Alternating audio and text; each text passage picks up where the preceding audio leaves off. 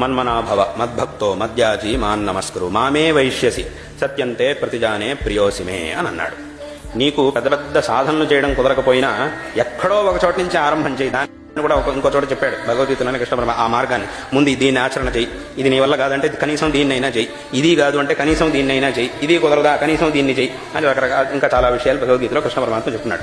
అంటే ఇన్నిటిలో ఏదో ఒకటి తప్పకుండా మనకి చేయడానికి వీలవుతుంది. దాన్ని కనుక మనం ప్రారంభిస్తే భగవంతుడు చెప్పినట్టు మామే వైష్యసి సత్యంతే ప్రతిజానే ప్రియోసిమే అని అన్నాడు.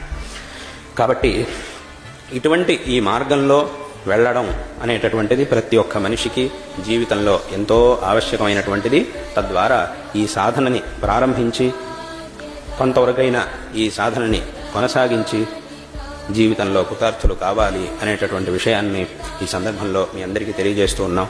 అందువల్లనే శంకరాచార్యుల వారు అనేక గ్రంథాలను రచించారు. అందరికీ తెలిసినటువంటి విషయం భాష్యాలు, ప్రకరణాలు, స్తోత్రాలు.